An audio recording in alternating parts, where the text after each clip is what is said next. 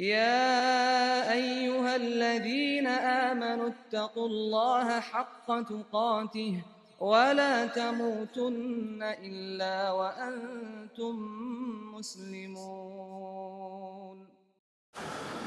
إن الحمد لله نحمده ونستعينه ونستغفره ونعوذ بالله من شرور أنفسنا ومن سيئات أعمالنا، من يهده الله فلا مضل له ومن يضلل فلا هادي له، وأشهد أن لا إله إلا الله وحده لا شريك له، وأشهد أن محمدا عبده ورسوله. يا أيها الذين آمنوا اتقوا الله حق تقاته ولا تموتن إلا وأنتم مسلمون. يا أيها الناس اتقوا ربكم الذي خلقكم من نفس واحدة وخلق منها زوجها وبث منهما رجالا كثيرا ونساء، واتقوا الله الذي تساءلون به والأرحام إن الله كان عليكم رقيبا.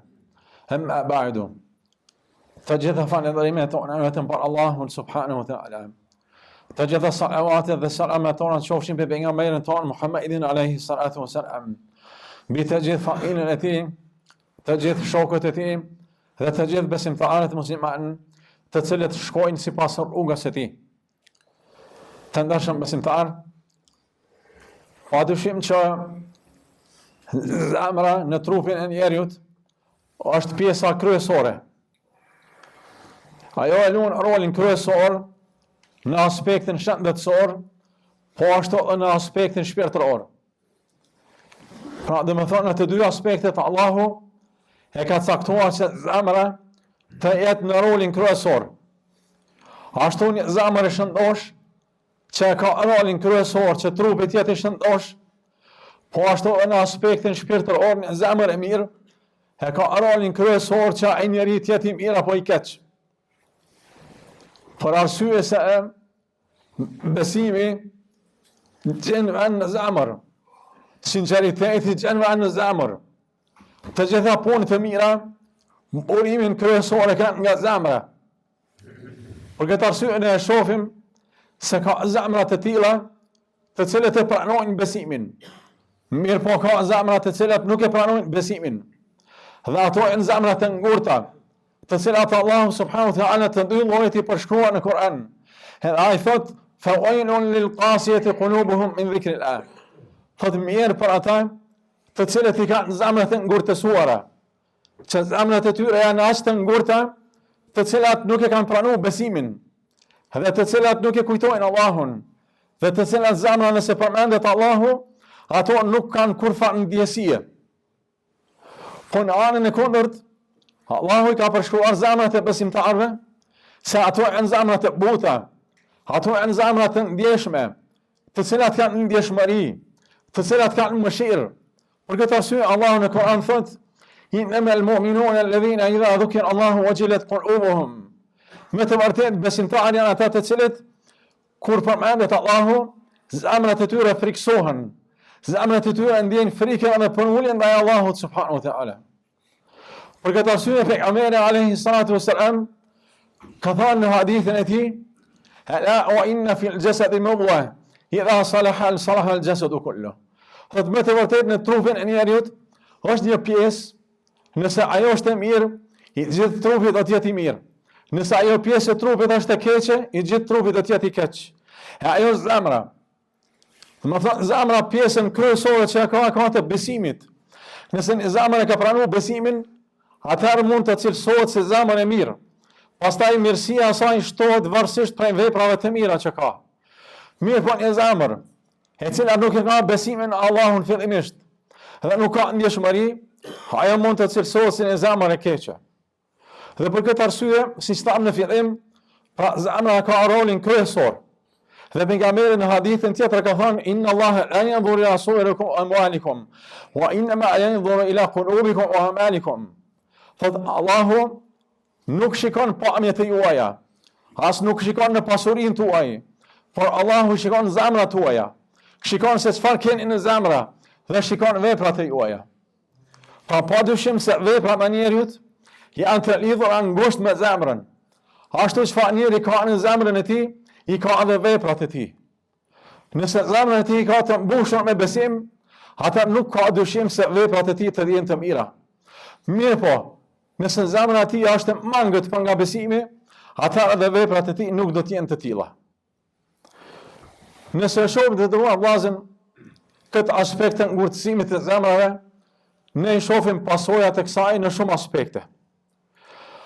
Aspekti i parë është sepse këto zemra të cilat ngurtësohen, ato nuk e kujtojnë Allahun. Sado që përmendet Allahu dhe fjalën e Allahut, ato nuk kanë kurfar ndjeshmërie. Ato nuk kanë kurfar ndjeshmërie, janë sikur se guri. Për këtë arsye Allahu ka thënë në Kur'an: "Thumma qasat qulubukum fa hiya kal hijarati aw ashaddu qaswa." Kur në këtë ajet të Kur'anit ju drejtohet disa jo besimtarëve, thotë ju kanë ngurtësuar zemrat. Dhe thotë ju kanë ngurtësuar aq shumë saqë ato janë bërë më të forta se guri. Dhe më thënë nuk ja lën fjala shaj, pavarësisht se ka ardhur i dërguari i Allahut, pavarësisht se Allahu ka zbrit Kur'anin, kjo nuk lën shaj të zemrat e tyre, sepse ato janë të ngurtësuara. Aspekti tjetër është në vllazën në raportet ndërnjerëzore. Me të vërtetë janë ngurtësuar zemrat. Nuk ka mëshirë, nuk ka ndjeshmëri. Kjo është si rezultat i ngurtësimit të zemrave. Nëse shohim mos respektin ndaj prindërve, kjo është si rezultat se ato zemra janë të ngurtësuara. Me të vërtetë nuk kanë mëshirë, nuk kanë kurfar ndjeshmërie. Personi i cili nuk ka respekt ndaj prindit e tij, zemra e tij është e ngurtë sikur se guri. Po ashtu personi i cili nuk ka mëshirë me të afërmit e tij, nuk ka ndjeshmëri ndaj pasojave, ndaj dhimbjeve të njerëzve, nuk ka dëmshuri në punën e tij, në biznesin e tij, nuk shikon se si po fiton, nuk shikon se apo dëmton tjetrin. Kjo me të vërtetë tregon se me të vërtetë ai person ka zemër të ngurtë dhe nuk lën shaj, domethënë fjalën e Allahut as për kujtimet në to. Po pastaj edhe një aspekt tjetër që është shumë i rëndësishëm, edhe një dukuri që e shohim të gjithë. Në rastin e varrimeve, e shohim se njerëzit marrin pjesë në varrim, ndërsa nuk e shohim se ata duke pasur ndjeshmëri, e shohim se janë duke mos pas kurfar ndjeshmëri as dëmshurie. Ata marrin pjesë në varrim, edhe qeshin, dikush bisedon në telefon, dikush e ngrit zërin, sikur se është në pazar. Me të vërtetë, kjo është ngurtësim i zemrave, sepse këta njerëz kanë harruar se nesër do të jenë aty.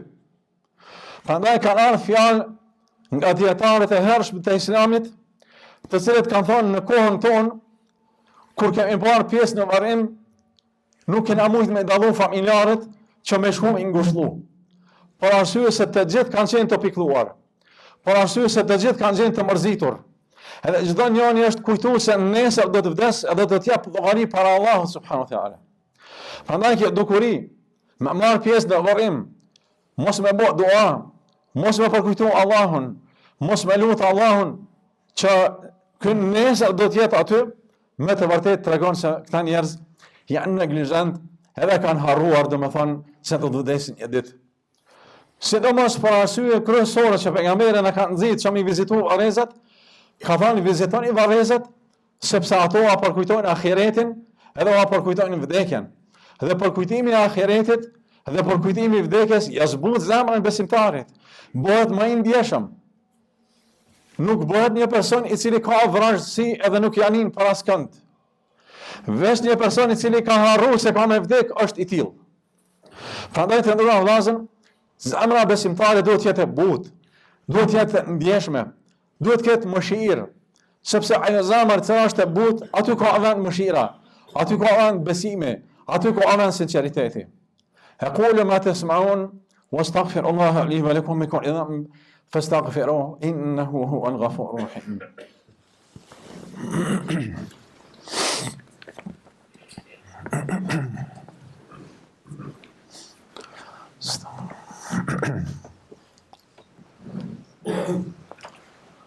الحمد لله على إحسانه والشكر على توفيقه وامتنانه وأشهد أن لا إله إلا الله وأشهد أن محمدا عبده ورسوله. Po ashtu si dukuria ngurtësimit të zemrave, e cila është përhapur çdo kund, është edhe aspekti familjar. Nëse e shohim aspektin familjar, sjelljet mes anëtarëve të familjes, dobësimin e familjes, dobësimin e lidhjes mes anëtarëve të familjes, kjo me të vërtetë tregon për një ngurtësim të zemrave. E shohim se sa let prishet familja, sa let ndahen bashkëshortët. E shohim se sa sjellje të keqe kanë bashkëshortët mes njëri tjetrit. Nuk kanë respekt ndaj njëri tjetrit. Dhe kjo tregon po ashtu për ngurtësim të zemrave edhe për mos ndjeshmëri. Mirë po të nderuar besimtar, çdo musliman duhet të kujdeset për zemrën e tij, që zemra e tij të jetë ndjeshme ndaj Allahut, të jetë ndjeshme ndaj krijesave të Allahut. Dhe arsyeja kryesore për këtë do të jetë leximi i Kuranit.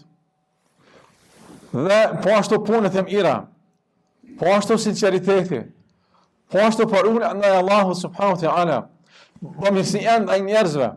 Është arsye kryesore se personi do të jetë me zemër të dhëmbur, do të jetë person me ndjeshmëri, i cili do ndjen dhëmbje për të tjerët, i cili do ndjen dashuri edhe solidaritet me të tjerët.